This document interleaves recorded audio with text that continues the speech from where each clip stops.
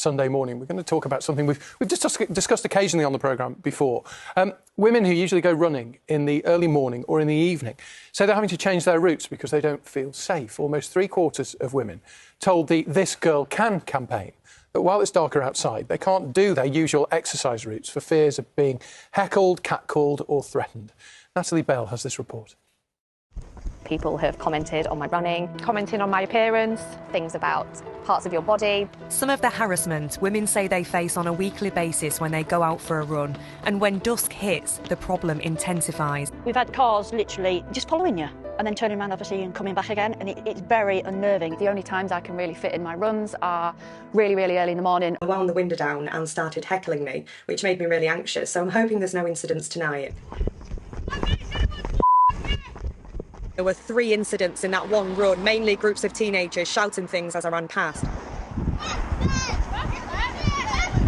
And then a girl put a hand right in front of my face as I ran past her to distract me. And then there was a wolf whistle as well. It just really put me off, really made me feel intimidated, and I just couldn't wait to get back from the run, actually.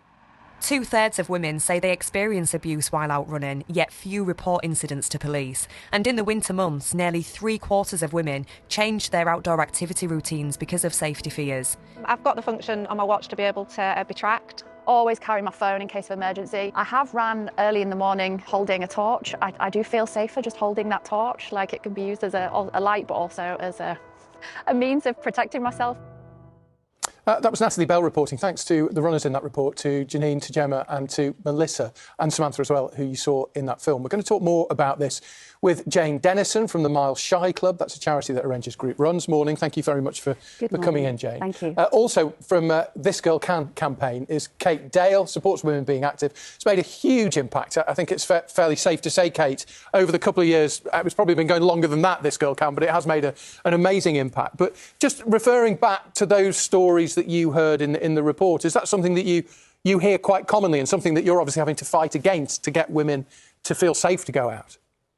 Yeah, absolutely. This Girl Can's actually been going for 10 years now. Yeah, I know. And throughout that time, we've heard lots and lots and lots of stories that do dial up at this time of year once the clocks have gone back about women just facing harassment, intimidation, what can often might sound like quite silly stuff or might seem like quite low level, but it all adds up and it just makes it even harder for those of us who maybe struggle to get active, to get out there. And yeah, we're really trying to change the culture around that. So it's just one less barrier we have to deal with.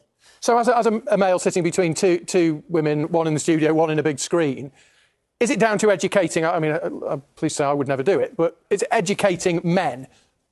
I mean, you'll never win, you'll never get everyone to do it, will you? But people need to understand, men need to understand.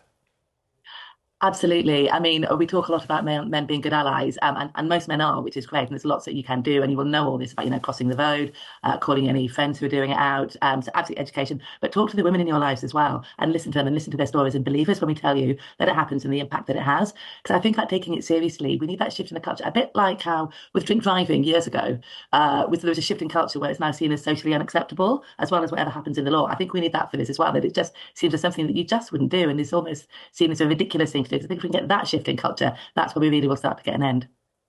Jane, what do you do if you get, I don't know, catcalled or wolf whistled or whatever? I mean, well, it happens a lot, so we're quite experienced when it comes to dealing with it, so we ignore it. Yeah. Occasionally we address it, so if there's groups of youths, we'll get them to join in with the session, because a lot of the time it's just boredom on their part.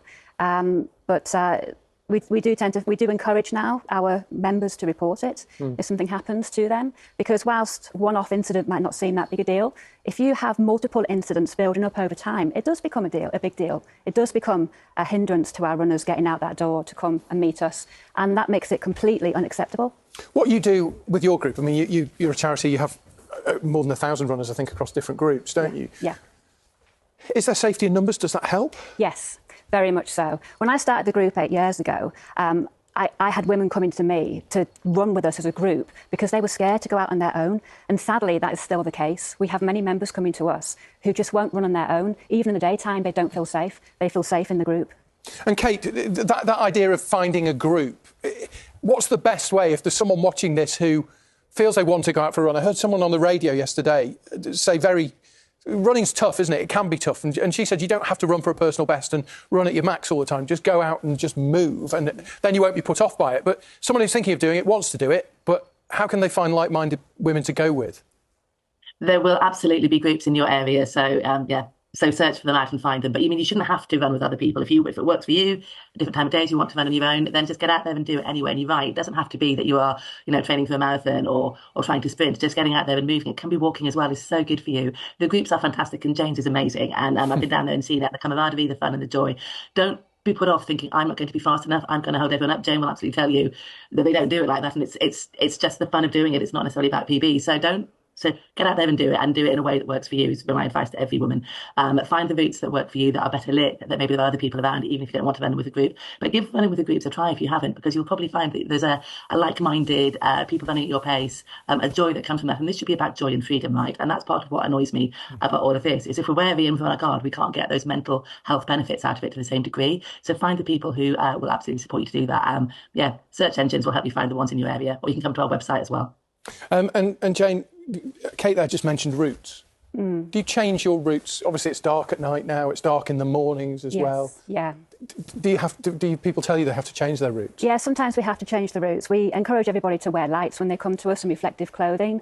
But sadly, the parks that we might have accessed in the summer during the daylight hours, we wouldn't. You're not going to go in at night. Well, I wouldn't run in a park at night. Well, why not? Yeah. Why not? It would be lovely if there was better lighting in those parks and we could go and use the green space. But sadly, we are sometimes finding ourselves having to run alongside the roads, which isn't as pleasant, but it does mean that we are safer. That's a really good point, actually. Why not? I mean, why shouldn't you feel safe to go into a park at night? Are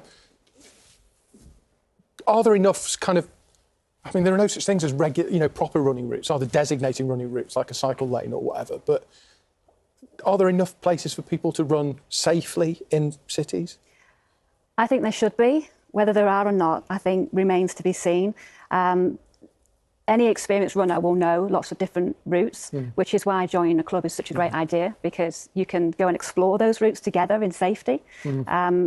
But whether there are enough safe routes, I would say no, particularly in inner city areas, on the outskirts of city centres. It would be nice if there was better structure, better landscape, better lighting for runners, walkers, whoever you are, commuters, to get out and get active.